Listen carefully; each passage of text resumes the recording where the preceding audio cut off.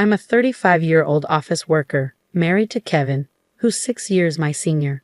Our marriage spans 9 years, but currently, I find myself residing with my mom due to certain circumstances.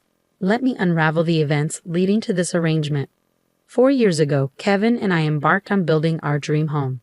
However, financial constraints loomed large as Kevin had recently transitioned jobs, leaving us with scant savings and a modest income. His previous workplace subjected him to incessant workplace toxicity, triggering sleep disturbances and rendering him unable to continue working. Seeking solace, he sought psychiatric help and took a hiatus of 3 months, yet his recovery proved elusive. Eventually, he made the difficult decision to resign. During this period, I became the sole breadwinner. With time, Kevin's condition improved. He regained his appetite, normalized his sleep patterns, and earned the approval of his psychiatrist for his remarkable progress. The vibrant, affectionate Kevin I knew returned.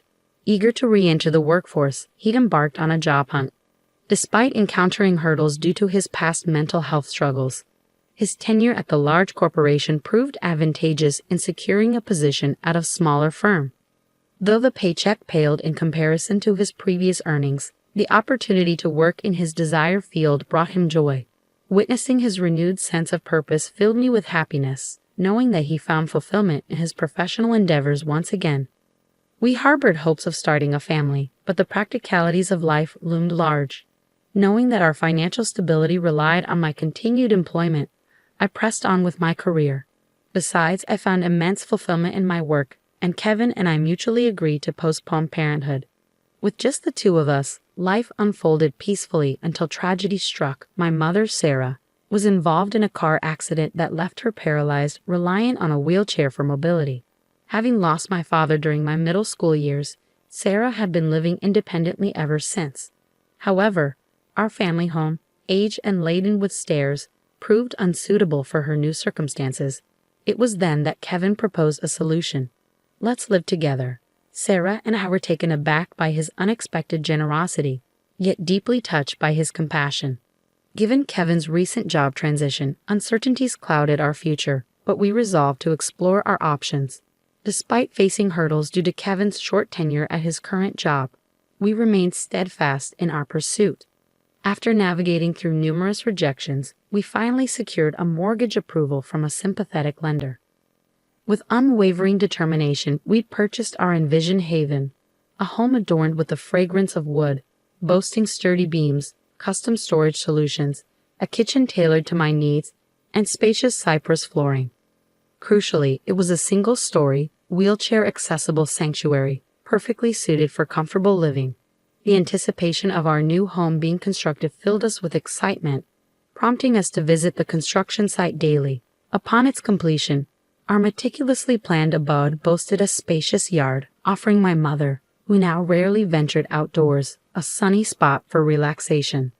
However, there was a twist concerning the land it sat upon. Endowed to us by Kevin's revered grandfather, who held Kevin in high esteem, it held sentimental value beyond measure. Though Kevin's family wasn't affluent, his grandfather, upon learning of his cancer diagnosis, began dispersing his assets, bequeathing us the largest parcel of land. Receiving such a gift felt akin to winning the lottery, at the plot's proximity to Kevin's family home, merely a 10-minute stroll away, raised eyebrows. When we disclosed our plan for my mother to move in with us, Kevin's sister's reaction was one of derision. Her incredulous query, "Why is your mother moving in too? How shameless is your family?" stung deeply. Kevin's mother's disapproving remarks about my background and the burden she perceived my mother to be echoed this sentiment, branding me as a source of misfortune. Despite the hurtful remarks, Kevin staunchly defended us, asserting that the land was a gift from his grandfather, not subject to scrutiny or reproach. Kevin's family's demeanor, marked by cruelty and disdain, starkly contrasted his innate kindness. He often likened himself to a beautiful flower emerging from murky waters, learning from their negativity how not to be. Kevin believed his grandfather bestowed the land upon us with the expectation that we care for his mother in her twilight years, a duty he embraced wholeheartedly. Other beneficiaries received smaller parcels, such as Kevin's sister, who inherited a lucrative parking lot nearby. Though the prospect of a steady income was enticing, We remained grateful for the gift bestowed upon us, utilizing it to offset construction costs and facilitate our loan acquisition. When our home was finally completed, we extended an invitation to Kevin's mother and sister's family for a visit. However, our excitement soon turned sour as their behavior left much to be desired. The builders informed us that they had made several unannounced visits to the house, arriving late without so much as an apology. Asserting a sense of entitlement, they proclaimed, "This is kind of like Grandpa's house, so it's like our house too." Kevin's sister's arrival, accompanied by muddy shoes, further soured the atmosphere. Disregarding our offered slippers, she cavalierly traipsed through the house, declaring it smelled nice and dismissing the need for air fresheners. When I gently suggested using slippers to preserve the cleanliness of the floors, her response was dismissive, scoffing at the notion as too much trouble.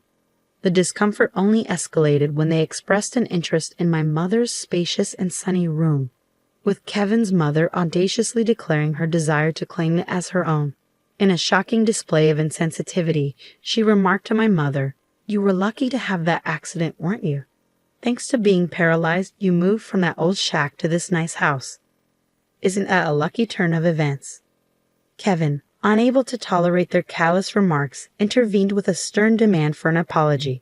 Despite their attempts to deflect and justify their behavior, Kevin remained steadfast, refusing to excuse their lack of decency. Witnessing the confrontation unfold, my mother expressed her gratitude for Kevin's kindness, diffusing the tension with her humility. As Kevin's mother and sister-in-law departed, leaving behind a lingering sense of resentment, my mother offered her apologies for any disruption caused. In a display of unwavering support, Kevin shouldered the blame, expressing his embarrassment over their behavior and reaffirming his gratitude for our shared living arrangement. Moved by Kevin's kindness, my mother was overcome with emotion, highlighting the strength of our bond amidst the trials posed by his family's demeanor. Living in close proximity to Kevin's parents meant that our neighbors had known us for years, their kindness a familiar comfort in our lives. As we settled into our new home over the course of 4 months, I noticed a glimmer of joy returning to my mother's eyes. However, the tranquility was shattered by an unexpected phone call I received at work one day. The news that my mother delivered left me reeling with disbelief. Kevin had collapsed at his workplace, sending shockwaves of fear coursing through me. Hastening to the hospital, I clung to the hope that it was merely a scare, reassuring myself with visions of Kevin's usual jovial self. Arriving at the hospital, my heart sank at the sight of Kevin tethered to a web of tubes, his usual playful banter silenced by the gravity of his condition. The doctor's grim prognosis shattered my fragile optimism, plunging me into a surreal nightmare. The weekend plans we had eagerly anticipated now felt like distant memories as the harsh reality of Kevin's critical state unfolded. Devastation struck with unimaginable force when Kevin passed away, leaving me numb with grief. Amidst my anguish, the arrival of Kevin's family only added to the turmoil. Their accusatory words pierced through my sorrow, casting blame upon me for his untimely demise. Bereft of the strength to defend myself, I crumbled under the weight of their accusations. It was my own mother's arrival, consumed by grief, that finally unleashed the floodgates of my tears. Together, we mourned the loss of Kevin, our shared sorrow a poignant reminder of the love we had lost. Yet, even in our darkest hour, Kevin's mother's callous remarks echoed with cruelty, severing whatever remnants of familial ties remained. With a final, disdainful parting, she left us to grapple with our grief alone. The somber task of arranging Kevin's funeral fell upon us, and we found ourselves at the funeral home alongside a funeral director. The news of Kevin's passing from a brain hemorrhage felt surreal, especially considering he had been his usual self just that morning. Informing my mother-in-law of the funeral arrangements yielded little response. She tersely conveyed her intention not to attend, citing Kevin's perceived allegiance to my mother and me. Her daughter, my sister-in-law, echoed this sentiment, declining to participate as well. Despite their absence, the viewing drew a crowd comprising many of Kevin's co-workers and friends. Their presence was a testament to the profound impact Kevin had on those around him. Tears flowed freely as mourners bid farewell to a cherished friend. The funeral itself was a poignant affair, underscoring the depth of love and affection that surrounded Kevin. Amidst the grief, I found solace in the company of those who shared in my sorrow, grateful for the opportunity to spend the day honoring the memory of my beloved husband. As difficult as it was to reconcile with the absence of his family, I couldn't help but reflect on the inherent differences in our ways of grieving. I received an email from my mother-in-law, but its contents were inappropriate, leaving me hesitant to respond. Her persistent inquiries regarding the life insurance money only intensified, flooding my inbox with further demands. Feeling overwhelmed, I opted to ignore her messages, unwilling to engage with the topic at that moment. Upon returning home, a peculiar sight greeted us. A light illuminated from within, contrary to our usual practice of switching off all lights before leaving. My mother, Sarah, expressed confusion, assuming we had overlooked this detail in our haste. As I unlocked the door, the sound of the TV emanated from within, adding to our bewilderment. Entering cautiously, we were met with the unexpected sight of my sister-in-law and her husband seated in the living room amidst unfamiliar furnishings and boxes. Struck speechless by the intrusion, I struggled to comprehend the situation unfolding before us. My sister-in-law's flippant remark about our sudden arrival only compounded the confusion, leaving us grasping for answers amidst the surreal scene. "We're taking over this house. Pack your things and leave," declared my sister-in-law, her words landing like a blow to our senses. My mother and I stood frozen in disbelief, struggling to comprehend the audacity of her command. Demanding an explanation for the sudden disappearance of our furniture and belongings, she brushed off our concerns with callous indifference. According to her, a resale company had swooped in, deeming our possessions worthy of resale. Nonchalantly, she revealed that they had profited from our loss, using the proceeds to furnish the house anew. Dismissing our attachment to our belongings as trivial, she mocked our dismay, insinuating that our modest possessions reflected either a minimalist lifestyle or financial hardship. The furniture, meticulously chosen by my husband and me, held sentimental value beyond measure, making their callous disregard all the more unbearable. Fury ignited within me, mirrored by my mother's flushed complexion, though shock rendered her speechless. Refusing to succumb to their audacious act, I swiftly reached out to the resale company, determined to reclaim what was rightfully ours. After outlining the situation, the resale company agreed to categorize our missing items as stolen and facilitate their return. Dealing with such turmoil in the wake of my husband's passing felt like an unbearable burden. I harbored no desire to maintain any semblance of a relationship with his family, yet the house held cherished memories of him that I couldn't bear to leave behind. As I grappled with conflicting emotions, my mother's quiet voice broke through the turmoil. "What would Kevin say if he were here?" she posed softly. Reflecting on his words, I realized he would likely advise us to leave. Kevin often emphasized the importance of surrounding oneself with understanding individuals, recognizing that some would never grasp our perspective, no matter our efforts. Ironically, he had been referring to his own mother and sister. Accepting the inevitability of their interference if we stayed, I swiftly secured a lease for an accessible apartment. Surprised by my prompt decision, my mother stood by my side as we arranged for our belongings to be held by the resale company temporarily, before being relocated to our new abode. 3 days later, in exchange for vacating the premises, I extracted a promise from my mother-in-law and sister-in-law to sever all ties with us. It was a necessary step towards reclaiming our peace and autonomy in the wake of Kevin's absence. Thus began a new chapter in our lives, my mother and I settling into our apartment without Kevin. It came to light that Kevin had taken out multiple life insurance policies, almost obsessively so. His playful jests about us becoming wealthy in the event of his passing now seemed prophetic. True to his words, he had ensured that we would be financially secure for the rest of our days. When we purchased the house, Kevin's inability to secure a mortgage prompted me, as the primary breadwinner in a major corporation, to acquire it in my name. It was a precautionary measure to safeguard against the burden of shouldering a mortgage for a house I might not inhabit if tragedy struck first. According to our agreement, the house would be auctioned off if the mortgage remained unpaid for 4 months. As time elapsed, my call log became inundated with persistent calls from my sister-in-law, Emily, and mother-in-law, Maria. Their relentless pursuit was reminiscent of a chilling horror movie, fueling a sense of apprehension within me. Yielding to their incessant attempts to reach me, I finally answered the phone. Their fury erupted upon learning that the house was slated for sale. Attempting to return, they were met with a seizure notice, barring their entry. Emily and her husband had vacated their apartment following Kevin's passing, with Emily even resigning from her job. In a desperate bid to alleviate their homelessness, I suggested they return to their parents' house. To my astonishment, Maria had become ensnared in a gambling addiction, resulting in the sale of her own home. Unbeknownst to me, they had been cohabiting for the past 5 months. Furthermore, I learned that they had disposed of their primary source of income, a parking lot adjacent to the train station, long ago. Now, Maria and Emily's family found themselves completely destitute and without shelter. When Maria extended an apology and a plea for financial assistance, I made the difficult decision to sever ties, asserting that it was best for us to maintain distance given the perceived misfortune that seemed to follow. Despite her muted response, I couldn't help but wonder who truly bore the brunt of bad luck in our situation. Refusing to lend a single cent, I was met with Emily's enraged outburst, branding me as a devil and demanding immediate payment. I promptly ended the call, firm in my resolve.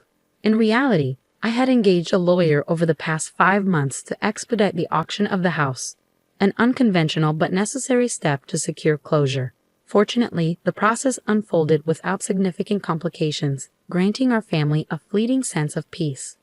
With the proceeds from the sale and the financial security Kevin had left behind, my mother and I embarked on a new chapter. Eschewing the need for a large house, we prioritized safety and tranquility, opting for a condominium with minimal noise disturbance. Recalling my husband's vision for our home, I saw a place where my mother-in-law could indulge in her love for reading and bask in the sun. Though smaller in size, the condo boasted a spacious balcony reminiscent of the courtyard Kevin had envisioned, providing a serene space for relaxation. The sale of the house, coupled with the unexpected windfall from Kevin's inheritance, provided us with the means to move forward, signaling a fresh start for my mother and me. In the wake of Kevin's passing, I made the deliberate choice to invest in a luxurious condominium known for its top-notch security features, a decision I'm certain would have brought my cautious husband, Kevin, peace of mind. The sense of security and tranquility offered by our new home is truly priceless, especially considering the tumultuous experiences with my in-laws. Life has taken a stark turn since Kevin's departure, and navigating the aftermath of this family's actions has proven to be emotionally taxing. Following the auction of the house, Kevin's mother, Maria, and sister found themselves displaced, ultimately resorting to public housing after failed attempts to secure financial aid. Unfortunately, their transition to communal living has been marred by a continuation of their old habits. Despite their efforts to adapt, including seeking assistance from neighbors, their presence in public housing has been marked by disturbances that have begun to unsettle the community.